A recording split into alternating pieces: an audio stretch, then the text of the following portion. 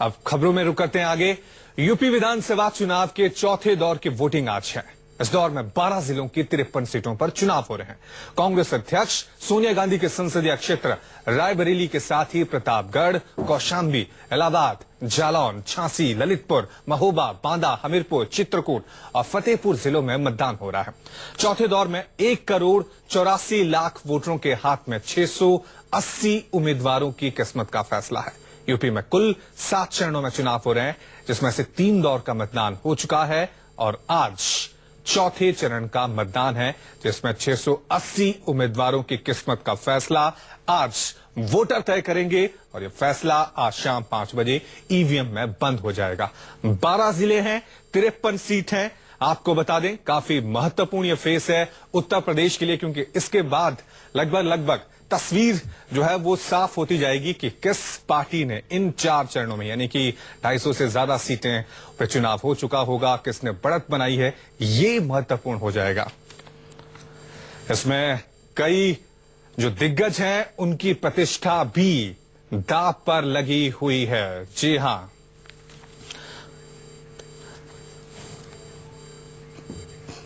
चलिए इस खबर पर और ज्यादा जानकारी के लिए सीधा रुक करते हैं हमारे संवाददाता राजीव रंजन का, जो इस वक्त रायबरेली में बने हुए हैं। राजीव, आपसे मैं जानना चाहूंगा, चौथे चरण का चुनाव है आज, क्या कुछ आपको वहां पर नजर आ रहा है? सोनिया गांधी का गढ़ है ये, सबसे पहले बताएं, क्या मतदान वहां पे शुरू हुआ?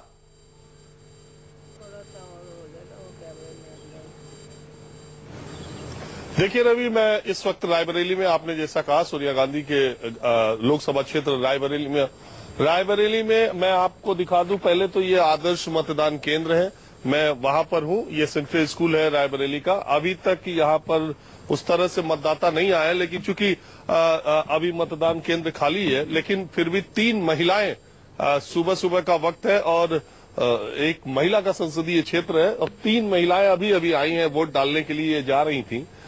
तो आप ये बताइए, बहुत सुबह डालना सुबह में अच्छा लगता है, पहला वोट डाले।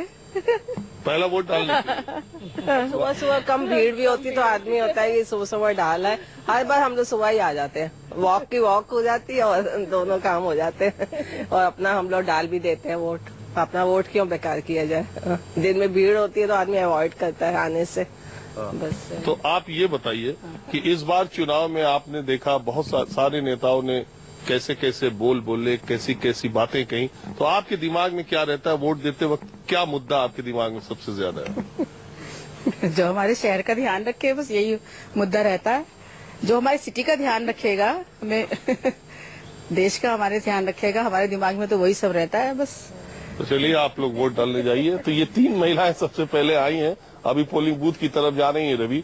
तो ये 3 ही अभी आई हैं, अभी तक यहाँ वोट देने और दूसरे मतदाता नहीं आए, वोटिंग शुरू नहीं हुई। लेकिन जहां तक इस चरण की बात है, 53 विधानसभा सीटों पर मतदान हो रहा है, जिसमें से 24 सीटें समाजवादी पार्टी के पास हैं और 15 सीटें बीएसपी के पास है। और इसके बाद जो जिस तरह से सारे राजनीतिक दलों ने अपनी ताकत लगाई, चूंकि रायबरेली पर ज्यादा ध्यान इसलिए भी है कि जो गठबंधन हुआ है उसमें कांग्रेस सारी सीटों पर चुनाव लड़ रही है। हालांकि 2 सीटें ऐसी हैं जहां समाजवादी पार्टी के उम्मीदवार भी चुनाव लड़ रहे हैं गठबंधन होने के बावजूद। तो रायबरेली प्रियंका भी आई थी, राहुल गांधी भी आए थे, अखिलेश यादव भी आए थे, अमित शाह भी आए थे। तो सारी दलों ने अपनी ताकत भी झोंकी है और ये एक जो राजनीतिक रूप से कहा जाए तो बहुत महत्वपूर्ण क्षेत्र है। मैं जहां से खड़ा हूं, यहाँ से अखिलेश सिंह, कांग्रेस की उनकी बेटी, वो 25 साल विधायक रहे थे, उनकी बेटी अदिति सिंह यहाँ से चुनाव लड़ रही है। राजीव, आप बने रहे। अब हम रुक करेंगे इलाहाबाद का, जहां हमारे संवाददाता वीरेश पांडे बने हुए हैं। वीरेश, बताएं जरा, इलाहाबाद में क्या तस्वीरें नजर आ रही हैं? सुबह मतदान के लिए लोग वहां पहुंच रहे हैं, अभी थोड़ा सा टाइम लगेगा? देखिए, इलाहाबाद में मतदाता जो है जागरूक है और ये उत्तर प्रदेश की बौद्धिक राजधानी है। इस वजह से सवेरे 7 बजे से ही मतदाता मतदान केंद्र पर वोट डालने आ चुके हैं। आप देख सकते हैं मेरे पीछे लोग खड़े, ये सज्जन अभी इन्होंने वोट डाल दिया है। आपने वोट डाला? जी हाँ, अभी वोट डाल के आ रहा हूँ। मेरा नाम विकास सिंह है। किस मुद्दे पर वोट डाले आप? जी, हमारे देश में जो भ्रष्टाचार बढ़ रहा है, उस सबसे पहला मुद्दा तो यही है। और हमारा ये कहना है कि आप किसी पार्टी विशेष व्यक्ति को ना देखकर वोट दें, भले अपने विधानसभा क्षेत्र के आपने वोट डाला? हमने कौन से मुद्दे हैं? सर विकास के मुद्दे हैं सर। विकास के मुद्दे हैं। जी। और आप वोट डालने जा रहे हैं अभी जा रहा हूँ सर, इसीलिए जा रहा हूँ कि ये विकास के मुद्दे को आगे बढ़ते हुए और अच्छे से। इलाहाबाद में कौन कौन से मुद्दे हैं?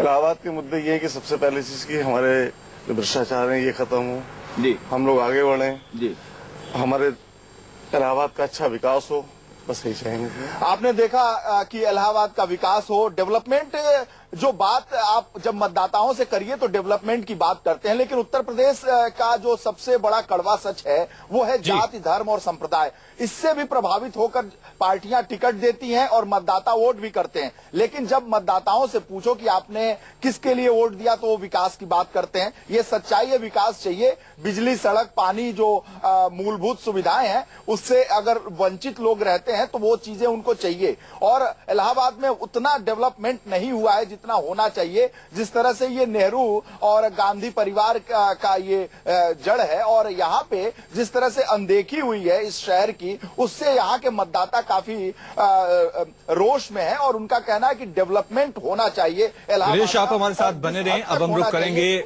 झांसी का, जहां हमारे संवाददाता प्रशांत गुप्ता हमारे साथ बने हुए हैं। प्रशांत, बताएं जरा, झांसी में मतदान की क्या शुरुआत वहां पे हो चुकी है और वहां के जो लोग हैं उनके सामने इस चुनाव में मुद्दे क्या हैं?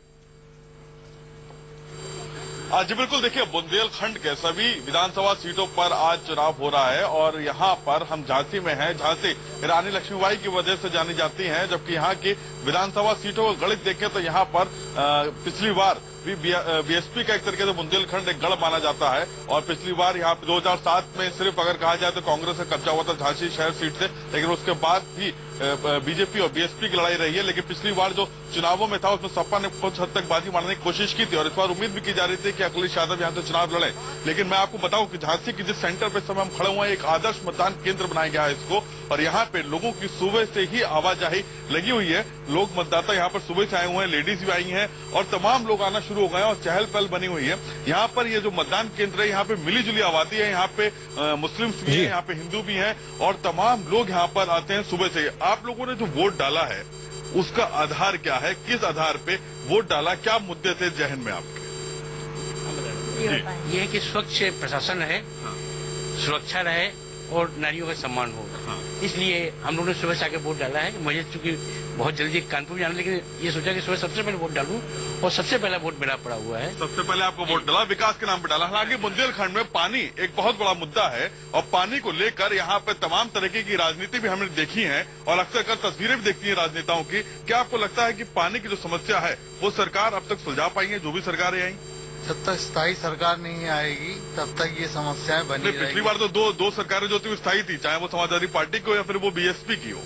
जब तक सेंटर और स्टेट का कोऑर्डिनेशन नहीं होता है तब तक ये समस्याएं बनी रहेंगी। अच्छा, झांसी की बात करें हम तो क्या मुद्दे हैं आप लोगों के जहन में जिसको ध्यान में रख के आप लोग वोट कर रहे हैं? हम तो यही चाहते हैं कि ओवरऑल तरक्की हो, खाली झांसी की तरक्की नहीं देखनी, हमको तो सबकी तरक्की देखनी है। सबकी तरक्की देखनी है। महिलाओं के लिए क्या मुद्दे हैं, महिलाएं क्या सोचती हैं, महिलाएं क्या सोचती हैं, आप बताएंगी?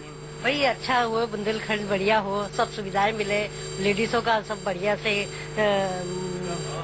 आगे बढ़े। अच्छा, महिलाओं के लिए कई सारी पॉलिटिकल पार्टीज अपने अपने तरीके से वादे कर रही हैं कि वो 1 लीटर घी देंगी, 1 किलो, इसके अलावा दूध पाउडर देंगे, प्रेशर कुकर देंगे, तमाम तरीके की वादे करती हैं पार्टियां। क्या आपको लगता है कि ये सारे मुद्दे महिलाओं को लुभाते हैं?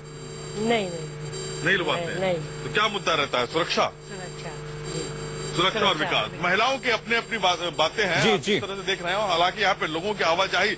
जी प्रशांत, आप सभी हमारे साथ बने रहिए। एक छोटा सा ब्रेक ले रहे हैं। ब्रेक के बाद भी न्यूज 24 पर उत्तर प्रदेश के चौथे चरण की ये लगातार बड़ी खबरें जारी रहेगी।